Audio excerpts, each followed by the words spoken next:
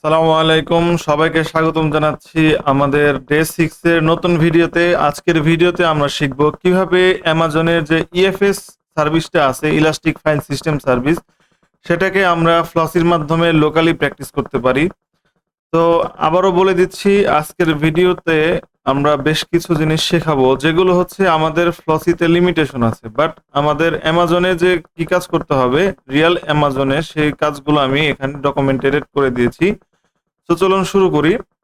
সবার আগে আমি আপনাদেরকে অনুরোধ জানাবো, আমার সোশ্যাল মিডিয়াগুলো যেমন লিঙ্কডইন, ইউটিউব, টেলিগ্রাম, এগুলোতে আপনি দয়া করে কানেক্টেড হবেন, কারণ আমি আমার এই ভিডিও যেরকম ইউটিউবে দেই তার একটা শর্ট ভার্সন আমি টেলিগ্রাম এবং ফেসবুকে দিই। এছাড়া আমার যে কনসোলের যে কাজগুলো, সেই কাজগুলোর উপর যে ডকুমেন্টেড পিডিএফ গুলো থাকে সেগুলো আমি টেলিগ্রামে শেয়ার করে থাকি। আমি যদি আপনাকে একটু দেখাই তাহলে আপনি হয়তো বুঝতে পারবেন। যেমন ধরেন এই ইএফএস এর উপরে যে আমি কনসোলের কাজগুলো করেছি সেগুলোর উপরে যে এরকম অ্যানিমেটেড ভিডিও, সেই ভিডিওটা আমি ইউটিউবে এবং টেলিগ্রাম এবং ফেসবুকে আপলোড করে থাকি, যেখানে কোনো ভয়েস থাকে না, জাস্ট আপনি স্টেপগুলো খুব অল্প সময়ের ভিতরে দেখতে পারবেন, কারণ আমি বিশ্বাস করি লং ভিডিও জীবনে একবার দেখতে হয়, এরপরে দরকার পড়ে নোটস, এরপরে দরকার পড়ে এরকম শর্ট ভিডিও। এবার পিডিএফ এর কথা যদি বলি, দেখেন একদম ভিজুয়ালাইজ করে পিডিএফ বানানো হয়েছে। অর্থাৎ ধরেন আপনি এডব্লিউএস এর ইএফএস সার্ভিস করতে যে সকল স্টেপগুলো আপনি ফলো করেন এবং যা যা কমান্ড আপনি লেখেন, যে জায়গায় আপনি ক্লিক করেন, সবকিছুই আমরা আমাদের এই পিডিএফ এর মধ্যে অ্যাড করার চেষ্টা করেছি। এবং এই দুইটা জিনিস কেবলমাত্র যদি আপনি আমাদের টেলিগ্রাম এবং আপনি যদি আমাদের ফেসবুকে জয়েন হন তাহলেই দেখতে পারবেন। এবার চলেন শুরু করি আমাদের অ্যামাজনের ইএফএস এর ভিডিও। সো এই ভিডিওতে আমরা কি কি জিনিস দেখবো? আসলে আমরা দেখবো যে আসলে ইলাস্টিক ফাইল সিস্টেমটা কি। S3 আমরা জানি যে আমাদের এডব্লিউএস এর বেশ কিছু স্টোরেজ সার্ভিস আছে, যেমন S3 আছে, তারপরে ইবিএস আমরা আগে দেখেছি, ইএফএস আছে, এগুলোর মধ্যে পার্থক্য কি, ঠিক আছে? তারপর সিকিউরিটি গ্রুপ নিয়ে আমরা একটু আলোচনা করব। এই ভিডিওতে আমরা সিকিউরিটি গ্রুপের একটা কনসেপ্ট আনার চেষ্টা করেছি, এটা খুব সহজে আপনাদেরকে আমি বুঝিয়ে দিব।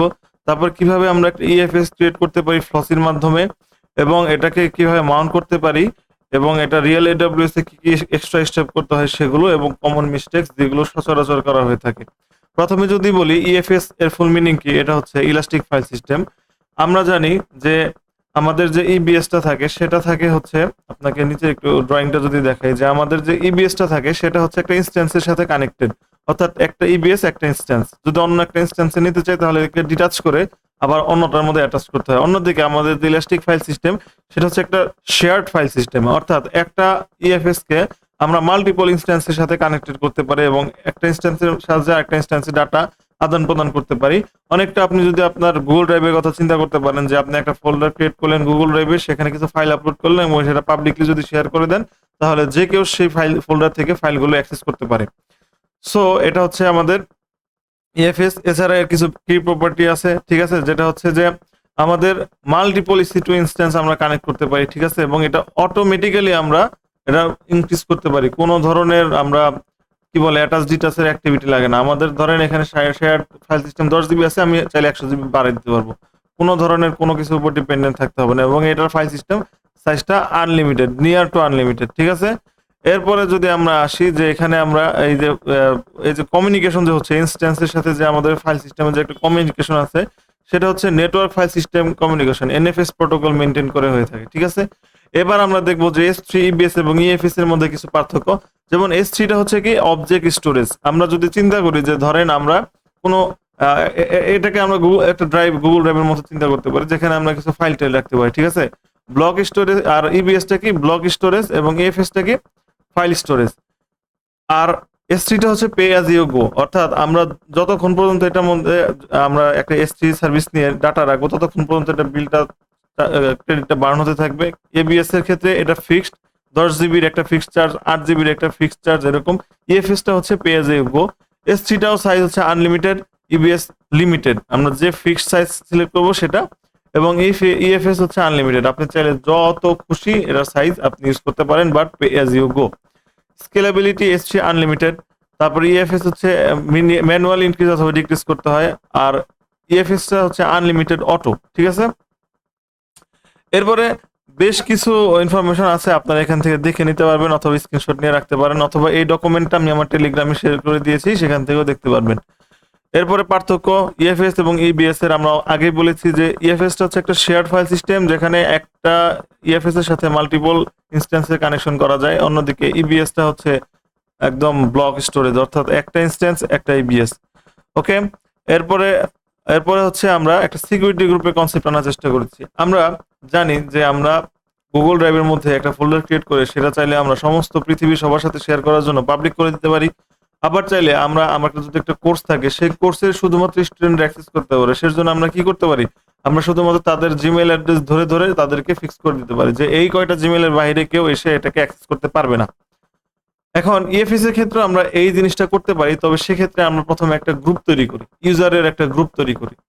এই গ্রুপের আন্ডারে যে সকল ইমেল অ্যাড্রেস গুলো থাকবে, সাপোজ ইমেল অ্যাড্রেসের কথা বলতে এখানে ইনস্ট্যান্স বোঝাচ্ছে, তো এই গ্রুপের আন্ডারে যে সকল ইনস্ট্যান্স গুলো থাকবে শুধুমাত্র সেই সকল ইনস্ট্যান্সের এই ইএফএস এর অ্যাক্সেস থাকবে।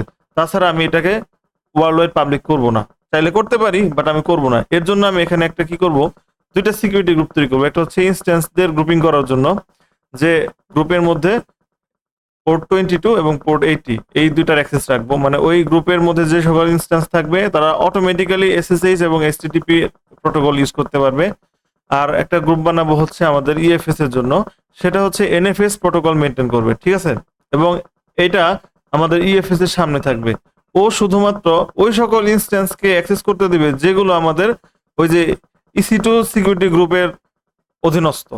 শুধুমাত্র সেই সকল ইনস্ট্যান্সকে তারা আমাদের ইএফএস এর মধ্যে অ্যাক্সেস করতে দিবে। তাছাড়া অন্য কোনো ইনস্ট্যান্স যদি আসার চেষ্টা করে তাদেরকে সে ব্লক করে দিবে, ঠিক আছে।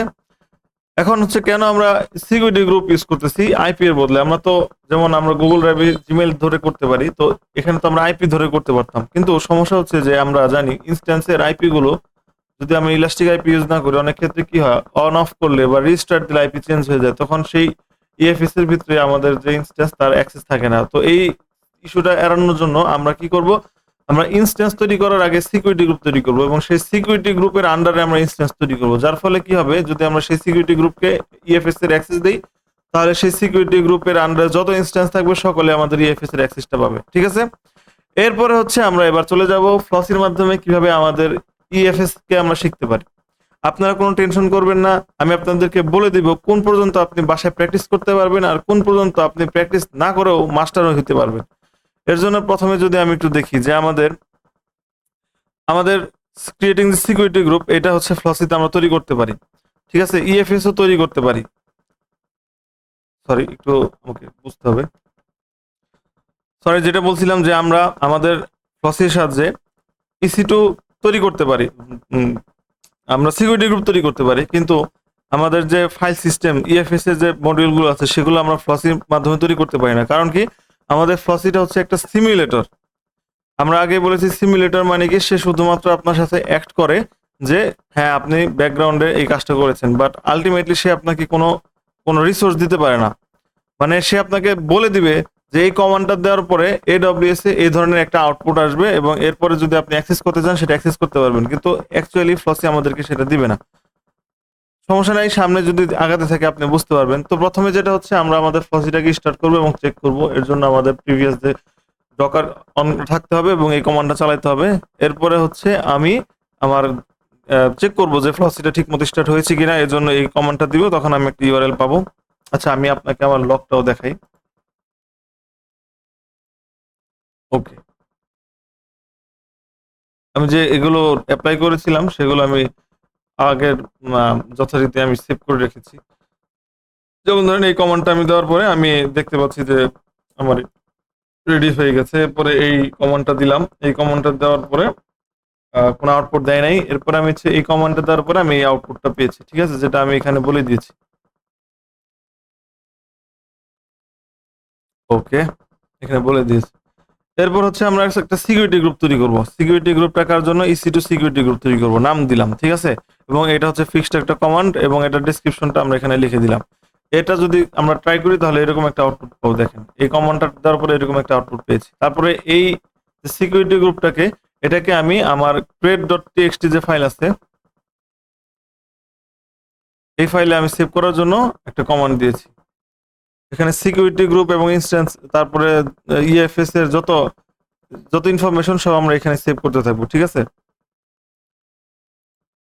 সো এটাকে আমি এখানে এই যে ইকো দিয়ে তারপরে এই অ্যারো দিয়ে আমরা সেভ করেছি। সেভ করার পরে হচ্ছে আমরা সেটাকে ক্যাট করেছি দেখার জন্য যে ঠিকমতো সেভ হয়েছে কিনা। এরপর হচ্ছে আমরা কি করব, এরপর হচ্ছে আমরা সিকিউরিটি গ্রুপের আইডিটা দেখার চেষ্টা করব। এর জন্য কমান্ডটা হচ্ছে যে আমাদের সিকিউরিটি গ্রুপ এই কমান্ডটা দিব। এই কমান্ডটা দেওয়ার পরে আমরা আমাদের যে সিকিউরিটি গ্রুপ আছে সেই সিকিউরিটি গ্রুপে এখানে নাম দিয়েছি, দেখেন EC2 সিকিউরিটি গ্রুপ নাম দিলে আমরা আমাদের সিকিউরিটি গ্রুপের যে আইডি সেই আইডিটা এখানে পেয়ে গেছি। এরপর এই আইডিটা দিয়ে আমরা কি করব, আমরা এই সিকিউরিটি গ্রুপের আন্ডারে পোর্ট 22 SSH এবং পোর্ট 80 মানে HTTP প্রোটোকলকে আমরা ইনবাউন্ড করব, ইনবাউন্ড রুলস এর মধ্যে অ্যাড করব। এর জন্য আমাদের কমান্ডটা হচ্ছে এইটা। তো এখানে আমরা সবকিছু ডিফাইন করে দিয়েছি, দেখেন এই কমান্ডটা আমরা এখানে চালালে আমাদের এরকম একটা আউটপুট আসতেছে, ঠিক আছে, এরকম একটা আউটপুট আসতেছে। একইভাবে HTTP এর জন্য আমাদের এই কমান্ডটা চালাতে হবে। এখানে আপনি আপনার যে সিকিউরিটি গ্রুপ ক্রিয়েট করছেন EC2 এর জন্য সেটার আইডি দিবেন, দিলে আবার এরকম দুইটা ক্ষেত্রে সেম লেভেলে রকমের আউটপুট আসবে। এখানে আমি একটা ডামি দেওয়ার চেষ্টা করেছি যাতে আপনি বুঝতে পারেন। এরপর হচ্ছে EFS এর জন্য সিকিউরিটি গ্রুপ তৈরি করব। তো একইভাবে EFS এর জন্য সিকিউরিটি গ্রুপ তৈরি করার যে কমান্ড, যে একটা সিকিউরিটি গ্রুপ তৈরি করব এবং তার একটা নাম দিব কি EFS সিকিউরিটি এবং একটা ডেসক্রিপশন দিব স্ট্রিং, যেটা এই স্ট্রিং আপনি যে কোনো ভ্যালু দিতে পারেন। এটা যদি দেন তাহলে আপনি এরকম একটা আউটপুট পাবেন এবং এই সিকিউরিটি গ্রুপের আইডিটা আপনি আপনার crate.txt তে সেভ করে রাখবেন, কারণ সামনে এটা কাজে লাগবে। এরপর আমি দেখেন এখানে সেভ করে রেখেছি এই আমার যে crate.txt তে। পরবর্তীতে এই ফাইলটা আমি রিড করার পরে আমি দেখেছি যে আগের যে EC2 সিকিউরিটি গ্রুপ এবং EFS সিকিউরিটি গ্রুপ দুইটাই সেভ হয়েছে। এরপর আমি আবার EFS সিকিউরিটি গ্রুপটা দেখার চেষ্টা করতেছি, দেখার জন্য এই কমান্ডটা দিলে এরকম একটা আউটপুট আসবে। গেল। এবার আমি কি করব, আমার এই সিকিউরিটি গ্রুপের মধ্যে শুধুমাত্র NFS কে অ্যালাউ করব উইথ EC2 সিকিউরিটি গ্রুপ, মানে প্রোটোকল অ্যালাউ করব NFS এবং কোন সিকিউরিটি গ্রুপকে অ্যালাউ করব, যে EC2 সিকিউরিটি গ্রুপ একটু আগে আমরা যে ক্রিয়েট করেছি সেই EC2 সিকিউরিটি গ্রুপকে, ঠিক আছে, আমরা ক্রিয়েট করেছিলাম এই যে এখানে এই যে EC2 সিকিউরিটি গ্রুপ, ঠিক আছে। এর জন্য আমাদের যে কমান্ড সেই কমান্ডটা হচ্ছে এটা। এই কমান্ডটা দিলে আমরা আমাদের এই EFS এর মধ্যে এই সিকিউরিটি গ্রুপটা দাখিল হয়ে যাবে। তো এর জন্য আমাদের যে কমান্ড সেটা হচ্ছে এই দেখেন এই ফিক্সড একটা কমান্ড। এখানে আমাদের EFS এর সিকিউরিটি গ্রুপটা দিতে হচ্ছে এবং শেষে আমাদের EC2 এর সিকিউরিটি গ্রুপটা দিতে হচ্ছে, দিলে এরকম একটা আউটপুট পাবো, ঠিক আছে। ফ্লসি থেকে আমাদের আউটপুটটা এরকম দেয়, কিন্তু আপনি যখন রিয়েল AWS CLI দিয়ে ট্রাই করবেন তখন আপনাকে আউটপুটটা দেবে হচ্ছে এরকম। এখানে এক্সট্রা একটা ফিল্ড থাকবে যেখানে আপনি দেখতে পারবেন যে এই সিকিউরিটি গ্রুপের আন্ডারে কোন গ্রুপকে আপনি দাখিল করেছেন, কোন EC2 গ্রুপকে দাখিল করেছেন, ঠিক আছে। তো এই পর্যন্ত আমরা আমাদের ফ্লসিতে কাজ করতে পারবো। ফ্লসিতে এই পর্যন্ত কাজ করার মাধ্যমে আমরা কি করলাম, আমরা দুইটা EC2 গ্রুপ তৈরি করলাম এবং একটা EC2 গ্রুপ যেটা EFS এর সেটার ভিতরে আমরা আমাদের EC2 ইনস্ট্যান্সকে দাখিল করলাম। এবার আমাদের পরবর্তী যে স্টেপগুলো সেই স্টেপগুলো আমরা আমাদের ফ্লসিতে প্র্যাকটিস করতে পারবো না, কিন্তু আপনাদের সুবিধার্থে কিভাবে কি কমান্ড দিতে হবে সবকিছু এবং কমান্ড দিলে কি আউটপুট আসবে সেটা আমি এখানে লিখে দিয়েছি, যাতে আপনারা বাসায় যদি আপনাদের কারো কাছে রিয়েল AWS এর অ্যাক্সেস থাকে এই কমান্ডগুলো প্র্যাকটিস করতে পারেন উইদাউট কোনো ধরনের এরর ছাড়া। তো প্রথমে আমরা কি করব, এবার আমরা প্রথমে একটা EFS বা ফাইল সিস্টেম ক্রিয়েট করব। তো এর জন্য আমাদের কমান্ডটা দিতে হবে এই কমান্ডটা। এখানে আমাদেরকে দেখেন কি বলতে হচ্ছে, আমরা এখানে একটা ভ্যালু দিচ্ছি যে মাই EFS ডেমো, এটাই হচ্ছে আমাদের EFS এর নাম হবে। এখানে চাইলে আপনি আপনার যে কোনো নাম দিতে পারেন। এই কমান্ড এক্সিকিউট হলে আমাদের একটা ফাইল সিস্টেম ক্রিয়েট হবে। আপনি যদি এটা ভিজুয়ালাইজ করতে চান আমার টেলিগ্রামে যেতে পারেন, আমি আপনাকে দেখিয়ে দিচ্ছি। দেখেন আমার এই টেলিগ্রামের চ্যানেলে আসবেন, টেলিগ্রামের লিঙ্কটা হচ্ছে ওয়াও, ঠিক আছে, শেষে যে ইউটিউবের নামটা সেটাই দেওয়ার পরে আপনি এই দেখেন ডে 6 এক নম্বরের ভিডিও, এটাতে যদি ক্লিক করেন আপনি ইজিলি এখানে দেখতে পারবেন যে কিভাবে আমরা একটা EFS কে আমরা এখানে তৈরি করি। সো এই ভিডিওটা পুরোটা যদি দেখেন আপনি ইজিলি আপনি ভিজুয়ালাইজ করতে পারবেন যে আসলে আমি ফ্লসির মাধ্যমে কমান্ড লাইনে কি করছি। একইভাবে যদি ফেসবুকের এই পেজে আসেন, এই পেজে আসলেও আপনি ইজিলি ধরেন এটা পার্ট 4, আপনি পার্ট 1 এর ভিডিওটা দেখবেন, পার্ট 2 এভাবে পার্ট 4 পর্যন্ত ভিডিও দেখলে আপনি ইজিলি দেখেন এই জায়গায় সুন্দর ভিজুয়ালাইজেশনের মাধ্যমে আপনি বুঝতে পারবেন যে কখন কোন কমান্ডে কি কাজ হচ্ছে, ঠিক আছে। সো এখন আমরা আমাদের যে টার্মিনাল সেখানে যদি যাই, যে প্রথমে একটা EFS ক্রিয়েট করব। এর জন্য কমান্ড হচ্ছে এটা দিলে আমাদের একটা ফাইল সিস্টেমের একটা একটা একটা একটা আউটপুট আসবে এবং এই ফাইল সিস্টেমের আইডিটা আমাদের সেভ করে রাখতে হবে ক্রিয়েট ফোল্ডারে, ঠিক আছে, বা আপনি যে কোনো জায়গায় সেভ করতে পারেন, আপনার ফাইল এই আইডিটা লাগবে আর কি পরবর্তীতে। এরপর আমরা কি করব, ভেরিফাই করব যে আসলে আদতে আমাদের এটা ক্রিয়েট হয়েছে কিনা। এর জন্য কমান্ডটা হচ্ছে এটা ডিসক্রাইব ফাইল সিস্টেম। এটা দিলে এরকম আমাদের টেবিলের মাধ্যমে যে কয়টা আমাদের ফাইল সিস্টেম ক্রিয়েট হয়েছে সবগুলো আমাদেরকে দেখতে পারবো। যেহেতু আমাদের এখন পর্যন্ত একটাই ক্রিয়েট হবে তো আমরা একটা আউটপুট দেখতে পারবো। এরপরে আমরা কি করব, এরপরে আমরা এই ফাইল সিস্টেমটাকে মাউন্ট করব, ঠিক আছে। তো এর জন্য আমাদের কি করতে হবে, আমাদের এই কমান্ডটা দিতে হবে। এই কমান্ডের মাধ্যমে আমরা কি করতেছি, দেখেন এখানে আমরা ফাইল সিস্টেমের আইডি দিতেছি এবং আমাদের সাবনেটের আইডি দিতেছি। সাবনেট বলতে বোঝাচ্ছি যে আমরা তো এডব্লিউএস এ একটা আমরা যখন কোনো একটা ইনস্ট্যান্স ক্রিয়েট করি বা কোনো ধরনের ইএফএস কোনো একটা ইনস্ট্যান্স যখন ক্রিয়েট করি তখন কিন্তু সে একটা ডিফল্ট একটা সাবনেট দিয়ে দেয়, ঠিক আছে। সো আমরা চাইলে সেটা চেঞ্জও করতে পারি। যেরকম আমি আমার ভিডিওতে দেখিয়েছি যে আমরা ইউএসএ ইস্ট 1A এই সাবনেট আমরা ইউজ করতেছি, ঠিক আছে। তো সেই সাবনেটের আইডিটা আমাদের এখানে দিতে হবে। সাবনেটের আইডিটা দেওয়ার পরে আমাদের হচ্ছে সিকিউরিটি গ্রুপ এর আইডিটা এখানে দিতে হবে, ঠিক আছে। ইএফএস সিকিউরিটি গ্রুপের আইডিটা দিতে হবে। দিলে কি হবে, এটা আমরা এরকম একটা আউটপুট পেয়ে যাব যে আমাদের এই সিকিউরিটি, আমাদের এই ইএফএসটা এই সাবনেটের এবং এই এই ইএফএস সিকিউরিটি গ্রুপের সাথে মাউন্ট হয়ে গেল। এবার হচ্ছে আমরা কি করব, এবার হচ্ছে আমরা আমাদের পার্ট 3 তে চলে যাব। ডিলেটটা একটু পরে দেখব, কারণ ডিলেট তো সবার লাস্টে দেখতে হবে। এবার পার্ট 3 তে যদি আসি, যে আমরা এখন ইএফএসটাকে কি করব, আমাদের যে দুইটা EC2 আছে সেই দুইটা EC2 এর সাথে আমাদের ইএফএসটাকে কানেক্ট করব। প্রথমে আমরা কি করতেছি, ইনস্ট্যান্স ক্রিয়েট করব। ইনস্ট্যান্স ক্রিয়েট করার যে কমান্ড সেটা আমরা এর আগে আমাদের EC2 যখন ভিডিও করেছি তখন দেখিয়েছি। তো এই ক্ষেত্রে আমাদের একটা জিনিস মাথায় রাখতে হবে যে ইনস্ট্যান্সটাকে কিন্তু আমরা আমাদের EC2 সিকিউরিটি গ্রুপের আন্ডারে ক্রিয়েট করব। তো আমরা যে ক্রিয়েট ফোল্ডারে যে আমাদের EC2 যে সিকিউরিটি গ্রুপ আছে সেই আইডিটা আমাদের এখানে ইউজ করতে হবে। সেই আইডিটা ইউজ করে পার্ট 3, ওকে, পার্ট 3। তো এখানে যদি আসি, তো এখানে আমরা কি করতেছি যে আমাদের একটা অ্যামাজন এর যে আইডি, ইমেজের যে আইডি সেটা আমাদের দিতে হবে। এটা আমরা গুগল থেকে সার্চ করে নিতে পারবো, অথবা আমাদের অন্য কোনো ইনস্ট্যান্স যদি অলরেডি থাকে সেটা আইডি নিতে পারবো। তারপর ইনস্ট্যান্সের টাইপ, তারপর ইনস্ট্যান্সে আমরা যে কি, আমাদের একটা কি আছে আমরা জানি, আমরা যে EC2 যেদিন ক্রিয়েট করেছিলাম সেদিন আমরা একটা কি রেখেছিলাম, কি পেয়ার, সেই কি এর ফোল্ডার পাথটা এখানে দিব। দেওয়ার পরে আমরা সিকিউরিটি গ্রুপের যে আইডিটা যেটা দেখালাম create.txt থেকে, সেই আইডিটা এখানে দিব। দিলে কি হবে, ইনস্ট্যান্সটা ক্রিয়েট হয়ে যাবে আমাদের এই সিকিউরিটি গ্রুপের আন্ডারে, এই EC2 সিকিউরিটি গ্রুপের আন্ডারে। এরপর আমরা আমাদের টার্মিনালের মাধ্যমে আমরা সেই ইনস্ট্যান্সে ঢুকবো। এর জন্য আমাদের যে কমান্ডটা দিতে হবে, আমাদের হচ্ছে পেম ফাইলের পাথটা, এরপর আমাদের যে আমাদের যে ইউজারটা হয়, নরমালি হচ্ছে অ্যামাজন লিনাক্সে EC2 ইউজার হয়, আর যদি উবুন্টু ইউজ করেন তাহলে উবুন্টু ইউজার হয়। তারপর আমাদের যে আইপিটা আসবে সেই আইপি দিয়ে আমরা আমাদের ইনস্ট্যান্সে লগ ইন করবো। লগ ইন করার পরে হচ্ছে আমরা আমাদের ইনস্ট্যান্সের ভিতরে একটা ইএফএস ক্লায়েন্ট ইনস্টল করব। এর জন্য আমাদের কমান্ডটা হচ্ছে এটা হচ্ছে অ্যামাজন লিনাক্সের কমান্ড, আর উবুন্টুর কমান্ডটা হচ্ছে এখানে। এই কমান্ডটা দিলে আমাদের ইনস্ট্যান্সটা এখন ইএফএস এর সাথে কানেক্টেড হওয়ার জন্য সে মানে কম্প্যাটিবল হইলো। এরপর হচ্ছে আমরা কি করব, একটা ফোল্ডার ডিরেক্টরি তৈরি করবো। আমরা জানি যে ইনস্ট্যান্সের ভিতরে কোনো একটা এক্সট্রা ব্লক বা স্টোরেজ যদি অ্যাড করতে চাই, বিশেষ করে ইবিএস এবং ইএফএস, সেক্ষেত্রে আমাদের একটা ফোল্ডার ডিফাইন করতে হয় এবং সেই ফোল্ডারের সাথে আমাদের ইবিএস অথবা ইনস্ট্যান্সকে মাউন্ট করতে হয়। তো প্রথমে আমরা একটা মাউন্ট ডিরেক্টরি তৈরি করলাম, আমাদের ফোল্ডার ডিরেক্টরির নাম দিলাম হচ্ছে ইএফএস, ঠিক আছে। এরপর আমরা আমাদের এই কমান্ডটা চালাবো। এই কমান্ডটা মানে কি, এই কমান্ডটা মানে হচ্ছে যে আমরা যে ইএফএসটা তৈরি করতেছি সেই ইএফএস কে আমাদের এই ফোল্ডারের সাথে মাউন্ট করতেছি। তো এর জন্য কমান্ড হচ্ছে sudo mount -t ইএফএস, তারপর হচ্ছে -otls, আর এখানে হচ্ছে আমাদের সেই ফাইল সিস্টেমের যে আইডিটা যেটা আমরা কপি করে রেখেছিলাম, ফাইল সিস্টেমের আইডিটা হচ্ছে এখানে আমরা কপি করেছিলাম। যখন ফাইল সিস্টেম ক্রিয়েট করলাম তখনই আমরা ফাইল সিস্টেমের আইডিটা কপি করেছিলাম, সেই আইডিটা দিব। এবং এরপরে দিব হচ্ছে আমাদের মাউন্ট ফোল্ডার, কোন ফোল্ডারের সাথে আমরা মাউন্ট করতে চাই সেই কমান্ডটা দিব। দেখেন এখানে হচ্ছে আমরা আমাদের ইএফএস ফোল্ডারের সাথে মাউন্ট করতেছি। সো আমাদের ইএফএস ফোল্ডারটাকে আমরা মেনশন করে দিচ্ছি। যদি দেওয়ার পরে এটা অলরেডি মাউন্ট হয়ে যাবে, কোনো আউটপুট আসতে পারে নাও আসতে পারে। এরপরে আমরা df-h দিই, তাহলে আমরা একটা লিস্ট পাবো। লিস্টের এক সাইডে নিচের দিকে আমরা দেখতে পারবো যে আমাদের ইএফএস এর সাথে আমাদের ফাইল সিস্টেমের এটা মাউন্ট হয়ে গেছে।